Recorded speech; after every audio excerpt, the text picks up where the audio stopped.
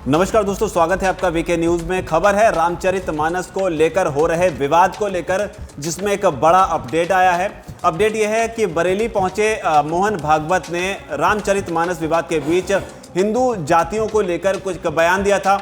उस बयान के बाद में अब स्वामी प्रसाद मौर्य, जो लगातार रामचरितमानस के विरोध में या कहें पूरे बखेड़े के जड़ में खड़े हुए हैं, उनका बयान आया है। उन्होंने क्या कुछ कहा है, उससे पहले आपको बता दें कि मोहन भागवत ने बरेली में ऐसा क्या कहा था, जिसके बाद में अब स्वामी प्रसाद मौर्य की प्रतिक्रिया आई है।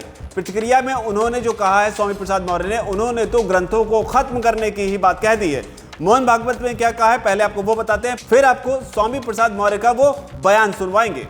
बरेली पहुंचे मोहन भागवत ने कहा था कि जाति का भेदभाव छोड़िए, हम सभी हिंदू हैं। जो दूसरी जातियां अलग अलग धर्म अपनाए हुए हैं, उनके पूर्वज भी हिंदू थे।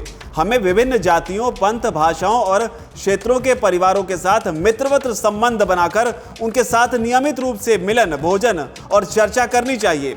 साथ ही उन्होंने ये भी कहा था कि परिवारों में एकता और राष्ट्रीयता की भावना जगाने पर ही देश ताकतवर बनेगा। समाज को सुसंस्कृत, चरित्रवान, राष्ट्र के प्रति समर्पित और अनुशासित बनाने में परिवार की महत्वपूर्ण भूमिका है। मोहन भागवत ने आगे ये भी कहा था, इसलिए संघ का प्रयास है कि स्वयं सेवकों के परिवारों को भारतीय संस्कृति की मूल अवधारणा से जोड़कर समाज को सशक्त बनाया जाए। लोगों को असली परंपराओं और संस्कृति से जुड़े रहने के लिए अपनी मूल भाषा, वेशभूषा और भोजन को अपनाना होगा। हमें अपनी संस्कृति में बने रहना होगा।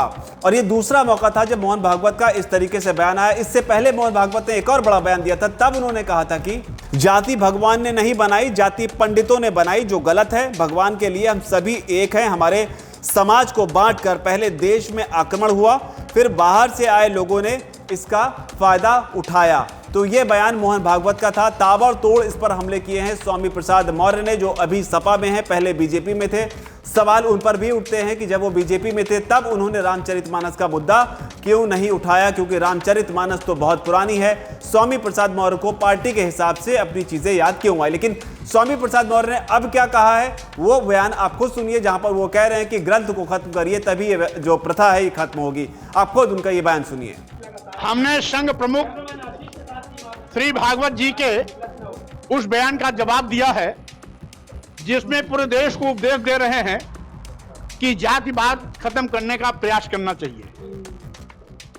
हमने केवल इतना निवेदन किया है, श्री भागवत जी यदि सही मायने में जाति व्यवस्था बंद करना चाहते हैं, खत्म करना चाहते हैं, तो यह जहां से पैदा हुआ है, वर्ण व्यवस्था, जाति व्यवस्था, जिसकी जननी मनुस्मृति है, मनुस्मृति की तरह तमाम अन्य ग्रंथ और साहित्य हैं, पहले उनको प्रतिबंधित करिए, तब जाति व्यवस्था खत्म होगी। अन्यथा इसकी जननी मनुस्मृति तथा अन्य ग्रंथ अगर मौजूद रहेंगे तो कभी भी जाति व्यवस्था खत्म नहीं होगी। ये धर्म के विषय को लेकर के समाजवादी पार्टी ने कहा कि चर्चा नहीं की जाएगी, सदन में उठेगा कैसे? हमने तो धर्म की कोई बात ही नहीं किया, तो इसलिए धर्म कहां से आपको आ गया? धर्म का सपना देखते रहते। अरे भाई, भागवत जी ने अगर जाति व्यवस्था खत्म करने की बात की है तो ये उपदेश किसको दे रहे हैं? वो तो जानते हैं कि वर्ण और जाति भगवान ने नहीं पैदा किया, उनका खुद बयान है। उन्होंने खुद कहा इस व्यवस्था को पंडितों ने बनाई है।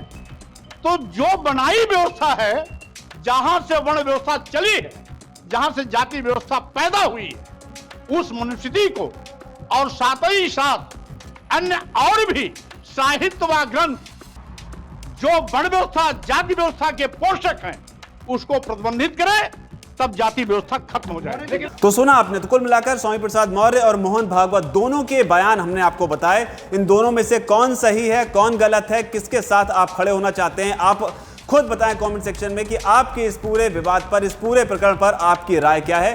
कमेंट सेक्शन में जरूर लिखें। अगर आपको वीडियो पसंद आया तो इसे लाइक करें, ज्यादा से ज्यादा लोगों के साथ में आप इसे शेयर भी कर सकते हैं। वीके न्यूज, राष्ट्र के नाम।